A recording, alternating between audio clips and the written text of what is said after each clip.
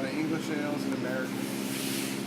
So we're trying to use the malts that are produced there because they all have a different flavor, and where they're grown and how they're malted all means something different. So we'll take mostly Pilsner malt, which is the light malt over here, and that's what we're going to use in pale ales and Pilsners and light lager and things like that. Then we'll start adding chocolate malts or caramel malts to get color and flavor, things like American pale ales and English ales and things like that. So we mix those, normally 80-90%, sometimes 100% of the Pilsner malt. We might mix some dark malts in. What we do is we mill it over here, and then we send it over to the brew house, which is over here.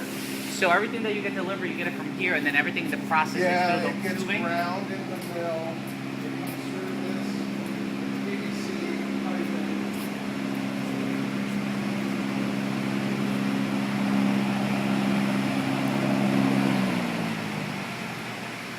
So it comes from there to here? It goes into this hopper, and then it sits in this hopper, and that's where we're going to move it from there to here into the mash tun, mix it with hot water. And what we're doing is, because malted barley is barley that's been, they get it wet, and it's steeped, and it starts to germinate. And before it starts to sprout, they stop it by drying it, and then that's where you get the Pilsner malt, the lighter color malts, two-row malts. And then what they might do is roast it, and that's how they get the caramel malts, chocolate malts, and very, very dark. Why do you mix it with hot water? Well, the hot water surrounds the grains, and it leaches things out that I'm looking for. And what I'm looking for are sugars, or starches, long-chain sugars, and there's some amino acids and some other things in there that are going to go to work on those sugars and break those down into simple sugars. So we mix it in the mash tun, make our mash about 150 degrees. We let it rest for 20-25 minutes, and then we actually recirculate it and we clarify it in the mash tun, and then we'll extract that wort, and that's what we're making over here. Is the beginning of beer, the wort is wort. And then we will draw it off into the kettle. It takes about 3 hours to fill the kettle up from that mash. And then we will rinse the grains as we go to add more water to it. We use about a third when we get started, let it do its rest, start to draw that, then we start to add water. We'll collect about 720 gallons of the brew kettle, and we'll boil it. We'll boil it for an hour and a half, and that's when we start to add hops. It smells like a big malted milk ball in here. It's really nice smell. Where do you get your hops It's from? kind of cereal smell. All comes from the U.S., but the U.S. Guys that we get it from all over the world. Most of the hops I use are American grown hops. We do use some English hops, and we use a little bit of German hops too. So it depends upon the brewer.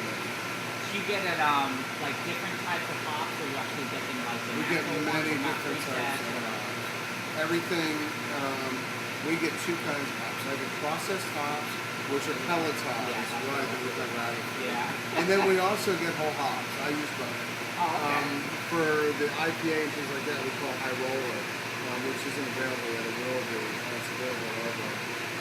We use whole hop flex. I want that herbal flavor to really get from whole hops.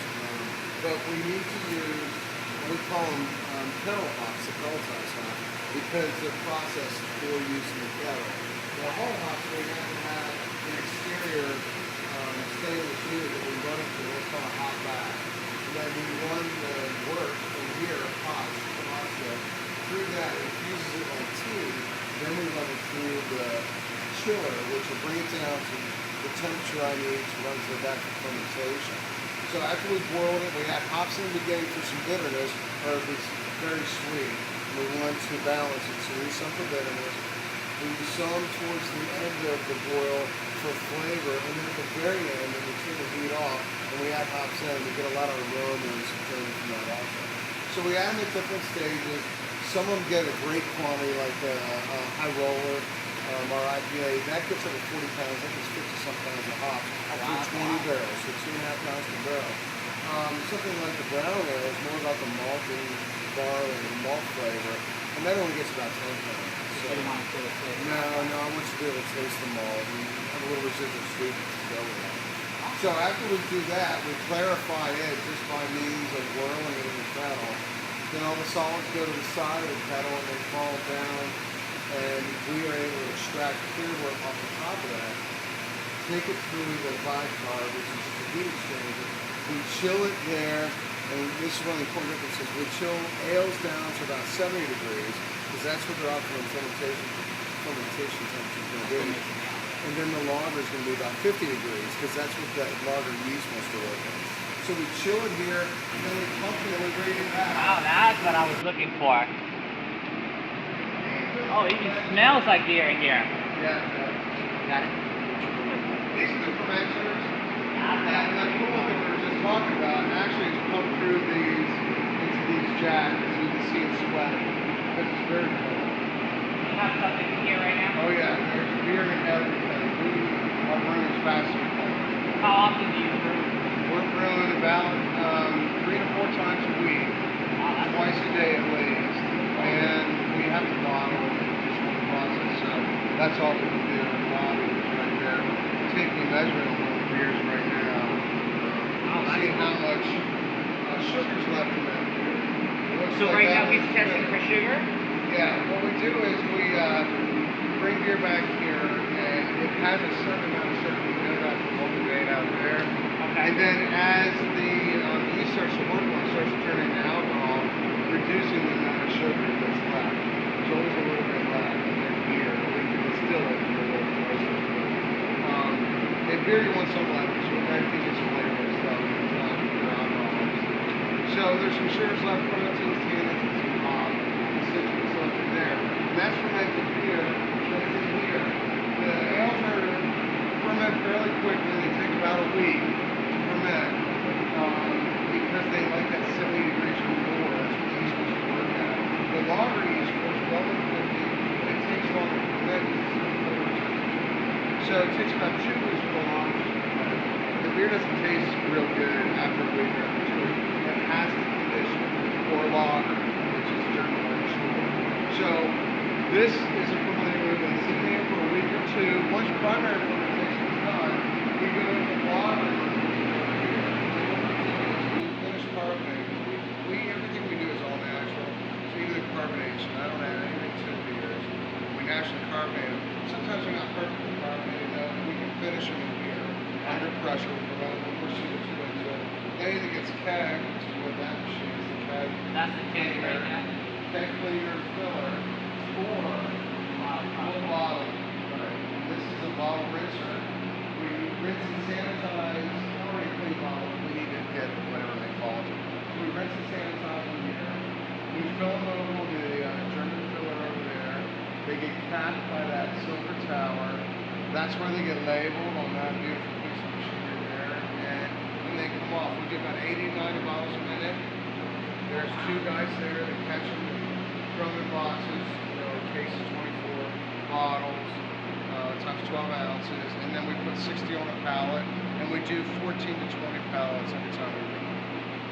So it's fast and furious, but it goes well. And we do have a new filler, which I can show you right now. That is getting pulled out. That's got about 2 weeks left on its life. I'm pulling that one out. We only have one for one, so I'm putting this in about 2 or 3 weeks. This is a good place. How long does it take to install that? Oh my gosh. I'm hoping 3 or 4 days. Wow. We're getting ourselves a computer. That's a lot. Yeah. Are your beers more popular in draft or the bottle? It's about 50-50. It's about 50-50. Yeah. How long did you start the bottle process? Or you sorry? always had it? You always had the bottling process? We started out draft only, and we did that for about 6 months. And this was Edenton Brewing Company, and that's what Jeff bought. And then Jeff turned it into Big Boss with me, and we started in June of 2006, kept it as Edenton till January of 2007. Then we started delivering draft Big Boss, no more Edenton beers, draft Big Boss, and then a few months later we started buying. So we're less than 4 years old. We do consider our birthday at June 30th, 2006. What's in there? That's a cooler for finished beer. That's your finished beer? Yeah. Shipped out through. We keep it really cold. Nice. Yep.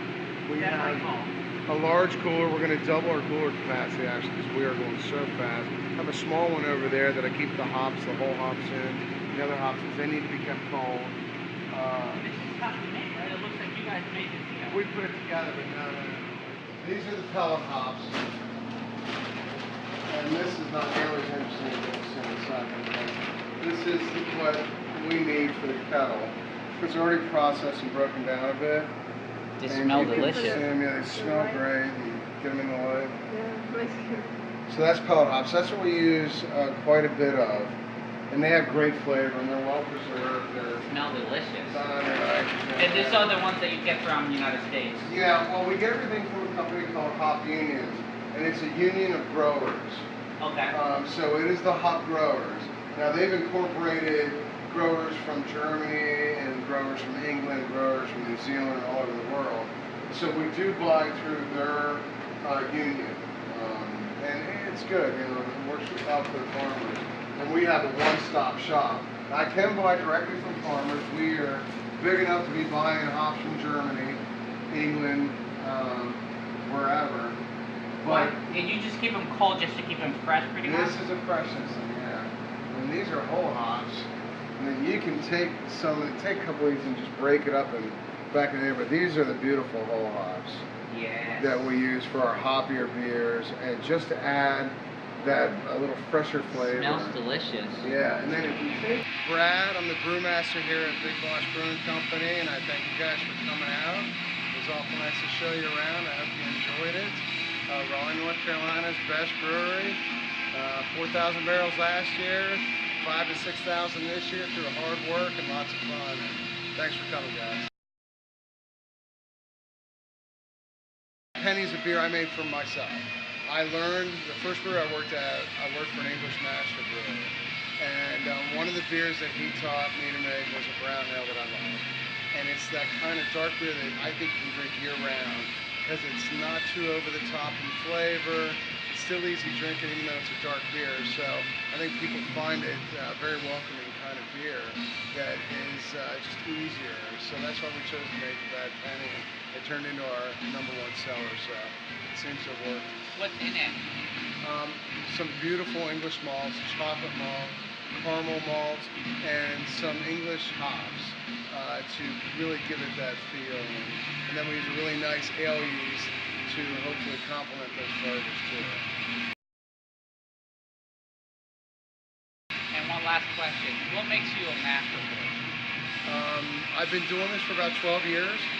I learned from an English master brewer. I learned from a German master brewer also. I went to school at the Siebel Institute in Chicago. Anybody in the U.S. can call themselves a master brewer, but few of us really are master brewers.